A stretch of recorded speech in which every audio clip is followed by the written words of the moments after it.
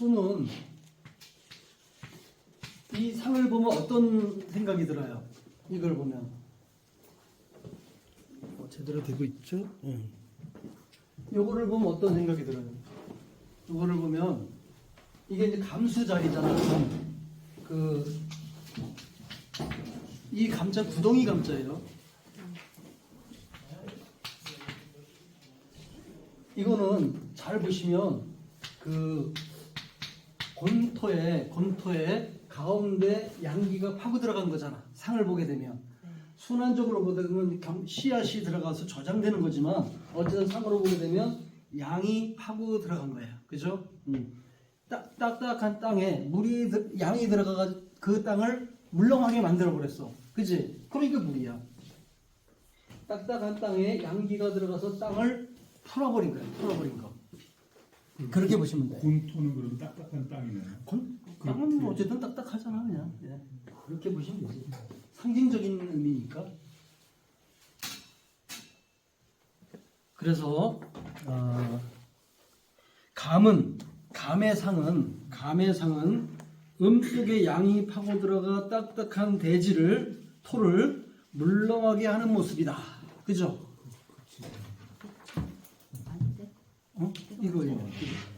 똑같긴 한데 몇 페이지이세요? 84, 5, 4.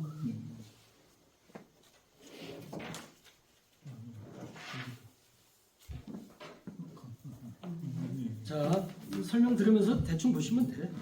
속에 양이 파고 들어가 딱딱한 곤토를 물렁하게 하는 모습. 그 물렁해진 게 물의 상이야. 딱딱한 고체가 물렁하게 녹았으니 물이다. 이해되죠? 물은 형체가 없고 정해진 틀이 없으니 어느 곳이나 젖어 스며들어가는 성질이 있다. 또한 물은 어디로 흐를지 모르는 성질이 있으니 어디로 튈지 모르는 어린아이처럼 미확정적, 그죠? 자유로움, 혼란스러움이에요. 이거의 자유스러움과는 달라요. 그죠? 얘는 땅을 근거로 해서 양이 나가서 자유롭게 움직이는 거지만 얘는 고정이 돼 있지 않아요. 물은. 그죠? 어디든지 다 가잖아. 백두산 꼭대기까지 올라가는 게 이게 물이에요. 그래서 임수는 바다로 보고 이 개수는 뭐로 봐요? 개울물 이런 걸로 보잖아. 그지? 일반적으로. 임수는 모든 생명을 다 저장하고 있는 거대한 바다예요. 바다. 수리적으로도 일이잖아. 근데 얘는 뭐예요? 얘는 시냇물이에요. 얘는 뭐냐면 그 저장되어 있는 생명, 얘를 싣고서 이 땅을 어디든지 다 가는 거야. 얘는 달라요. 얘는 생명을 싣고 가는 거예요. 생명을 싣고서 백두산 꼭대기까지 올라가요. 그래서 그 생명을 싣고 가기 때문에 모든 생명을 지구 곳곳 어디든지에다가 다 생명의 씨앗을 퍼뜨리는 성질을 가지고 있어요. 굉장히 성정으로 보면 다정다감하고 다 어루만지는 성격이야. 그죠? 얘는 그냥 거대한 바다 저장하고 있는. 그렇게 임수의 그 성정은 깊이를 잘 몰라. 임수의 성격은 잘 그 안을 들어가 봐야 된다. 뭐 깊이를 모른다라고 설명하는 거고 얘는 알죠. 얘는 얕은 시냇물이에요.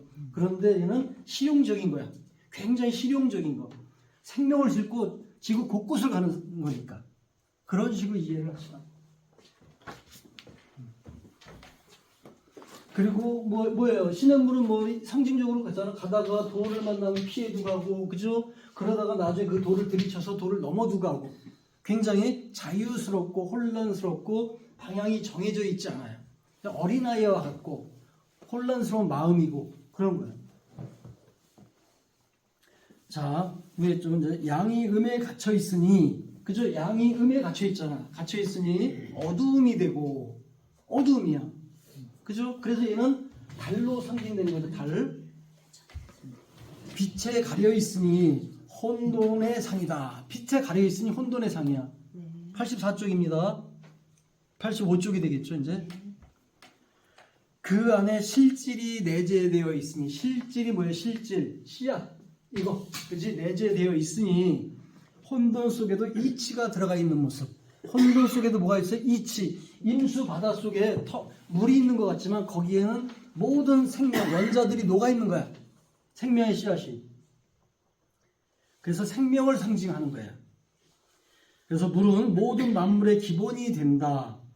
혼돈 속에서 생명의 이치가 들어있으니 기 속에 혼돈의 이치가 들어있으니 이 기가 하나로 섞여 구분되지 않은 상태, 혼돈, 카오스로 설명돼요. 감수는 생명을 품고 있는 혼돈, 카오스 상으로 초음과 삼음이 생명을 품은 토를 상징한다. 그저 이 땅 속에 양이 파고 들어가서 지금 저장되고 있는 모습인 거예요. 그런 식으로 표현한 거예요. 감수는 추운 겨울. 왜? 감수는 어디예요? 북방이고 겨울이잖아. 추운 겨울 깊은 땅 속에서 봄을 기다리는 씨앗의 모습으로서 계절로는 봄을 기다리는 추운 겨울이며 방향으로는 추운 북방이 되고 순환으로 보면 운행을 마치고 휴식기에 접어든 만물이며 저장, 그죠? 시간으로는 하늘이 열리는 자시가 된다. 자시. 후처 문왕 8개 도에서 구금도의 수가 1이니 1이잖아. 이는 마침과 시작을 의미한다. 그죠? 수에서 생명이 시작되고 수에서 저장이 되고 수렴돼요. 만물은 수에서 시작되고 수로 수렴되니 만물의 마침도 감수고 시작도 감수다. 양이 음에 의해 분별되고 그 질서가 잡혀있는 완성의 모습인 리화. 그죠? 이거 화. 이거는 음에 의해서 양이 질서를 잡은 모습이잖아. 그치? 완성된 모습인 리화와는 달리, 리계와는 달리 감수는 굳은 땅 속을 양기가 파고 들어가 흔들어대는 모습으로서 무질서해진 미완의 상이다. 그죠? 양이 파고 들어가서 물러가게 만들었어요. 혼돈스럽게 만들어버린 거야. 미완의 상이야. 아직 세상이 창조되지 않은 혼돈 카오스의 상태. 어두운 구덩이에 빠져 있으니 곤궁한 상태이며 구덩이 감자를 썼잖아요. 왜? 빠져 있잖아. 그죠? 빠져 있잖아. 혼돈 속에 빠져 있어. 그래서 빠져 있으니 곤궁한 상태이며 그래서 이 관계를 갖다가 함정이라고도 표현하고 구덩이라고도 표현하고 그래요. 어두움 이렇게 표현하고 알 수 없는 미지의 세계. 미지에서 분별되지 않았으니까 정리되지 않은 생각, 혼돈스러운 생각, 종잡을 수 없는 여자의 마음 이렇게도 또 표현하고 혼돈, 어지러움을 상징한다. 한 개의 양이 두 음 사이에 빠져있는 상으로서 험난함, 함정, 밖은 어둡지만 안은 밝은 상이고 그죠? 안은 밝아요. 어둠 속에서 빛나는 달을 상징해. 그래서 달이 되는 거야. 어둠 밤에 움직이는 도둑으로도 상징되네. 도둑. 그죠? 네. 이런 건 이제 은유적인 표현인 거예요. 그래서 뭐 시인으로도 표현하고 그래. 시인. 네. 이런 거는 이제 상황에 따른 해석이에요.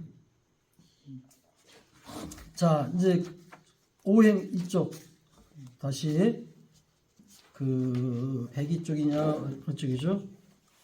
문왕 8개도 쪽 여기를 보시면 여기 이 두 군데를 왔다 갔다 하면서 보는 거잖아. 9-3-5 9.3.5 몇 페이지예요? 104페이지. 자, 104페이지 수죠, 수. 자, 이건 이제 지구역의 관점에서 보는 거예요. 자, 금에서 수렴된 양의 기운이 드디어 음의 기운 속에 저장되어 마무리하는 단계가 된다. 하강하고 숙축하던 기운이 마지막으로 저장되어 휴식하는 단계. 그래서 휴식, 보존, 그 다음에 해체, 소멸, 죽음의 의미가 있다. 그죠? 해체되는 거잖아. 그 안에는 순환을 시작하는 양의 기운을 품고 있고요. 혼돈스러운 것 같지만 그 안에는 생명의 이치가 들어가 있고 괴상으로는 감수가 되며 양기가 음기 가운데서 휴식하고 있는 모습으로서 수리적으로 일이 되고 그죠? 그 구공도에서 일이잖아 거기가. 지지로는 외양 내음 겉으로는 양인데 실제 우리가 사용하는 거 음이죠. 그래서 자수는 음의 성질로서 일이 된다. 지지로도 일이잖아 자수가. 자축인묘 해가지고 1번이에요. 만물의 시작은 양이 아니라 양을 품고 있는 음이 되는 이유예요. 여러분 양이 시작하는 게 아니에요. 음이 시작하는 거예요. 음에서 시작되는 거예요. 그래서 나중에 지장간 설명할 때 제가 뭡니까 그 임목의 자리의 지장간이 뭐예요? 무병갑으로 하잖아요, 그죠? 근데 저는 기병갑으로 한다고 그랬어요. 이건 뭐 여러분이 사용해도 되고 안 해도 돼요. 그 다음에 여기는 경금 신자리에는 무임병이죠. 근데 저는 여기다가 기라고 했죠. 기. 왜? 거기 여기가 기토자리 여기가 예잖아.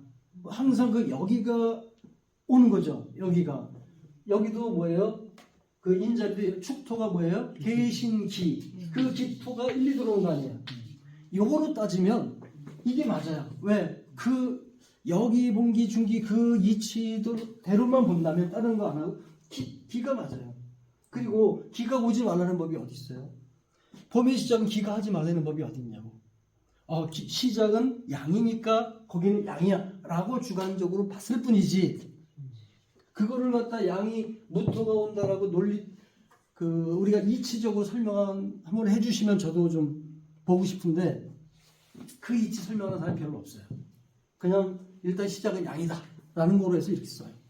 그래서 저는 그냥 여기 봉기 뭐 이거에 충실하게 이렇게 봐요. 그리고 논리적으로 봐서 귀가 시작하지 말라는 법이 어디 있나? 난 그렇게 보는 거지.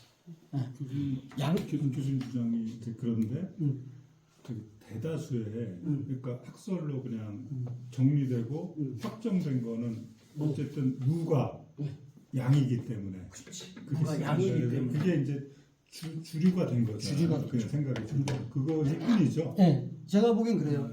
우리가 옛날에 역은 뭐였어요? 제가 인역을 설명했죠. 인역의 중도의 수리. 근데 이거는 실제 사용되는 역이 아니죠.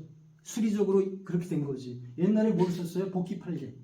복귀팔계 썼잖아. 지금 복귀팔계 뭐였어요? 양의 관점이었잖아. 복귀팔계는 이 관점이라고, 이 관점. 그죠? 그러면 1, 2, 4예요. 7이죠. 태는 뭐예요? 1, 2, 4예요. 6이죠. 마이너스니까. 1, 2, 4예요. 마이너스. 그럼 뭐예요? 천택, 위, 7, 6. 이게 아니구나. 잘못했다. 그죠? 천택, 위, 건태리. 이건 어떻게 돼요? 5에서 2, 3, 플러스 3. 3이 되는 건가요? 5가 되죠? 5. 1, 5. 플러스니까 플러스. 그죠? 5에서 1은 양의 관점이니까 1, 마이너스 2, 플러스 4, 플러스 5잖아. 예. 마이너스 2니까 플러스 플러스만 아니 씹어요. 뭐야? 3이 되는 건가? 옆에 거는 5고요. 6이에서. 택계가 5고. 이렇게 되는 건가? 네. 이렇게 본 게 아니고 이때 관점에서 이걸 0으로 봤더니 0으로 보는 거지, 0으로. 저는 양의 관점이니까 0으로 보는 거예요. 중도의 관점으로 보고 있는 게 아니잖아. 그죠? 그러니까 얘는 6이 되는 거고 얘는 5가 돼요. 천택미, 그 다음 지는 뭐예요?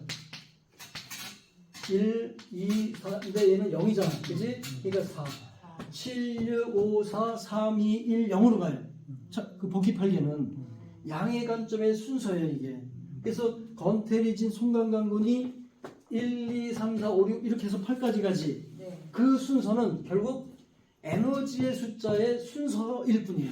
따지고 보면. 양의 관점에서. 양의 관점. 이 양의 관점이 이 주역을 지배하고 있는 거예요. 주역의 사상을. 그래서 옛날에 양반과 상놈, 여자와 남자, 양과 이 질서를 그렇게 여기에서 사상이 나와가지고 정치 체제가 그렇게 돼버린 거예요. 근데 지금은 어떻게 집에서 그 와이프를 갖다가 밑에다 놓고 보냐고. 위로 놓고 봐도 괜찮은 마당에 밥 얻어 먹으려면. 그러니까 지금 시대가 바뀌었어요. 그러면 양의 관점 복귀팔기로 적용할 수가 없잖아. 그죠? 중도의 관점을 보는 거예요. 그래서 그런 수리들이 시대적인 어떤 요청에 의해서 나오는 거라고 보시면 돼. 이 중도의 수리는 공자님도 몰랐던 거지. 공자님. 그 시대는 양의 관점만 본 거지. 물론 수리가 있지도 않았어. 수리가 있지도 않았지만 이치적으로 따져보니까 양의 관점의 수리 순서더라고, 건태리진이. 이해되시죠?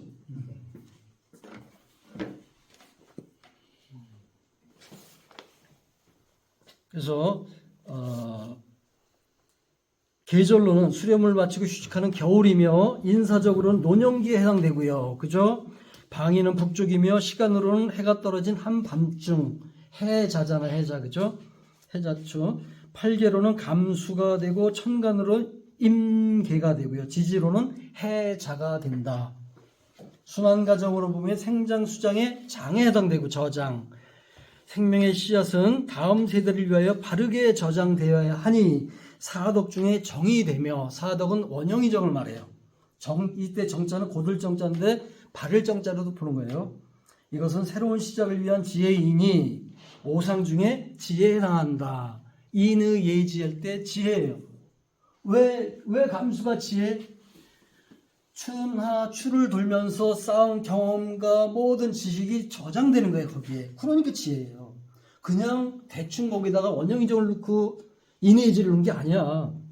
이 주역을 보고서 넣은 거예요.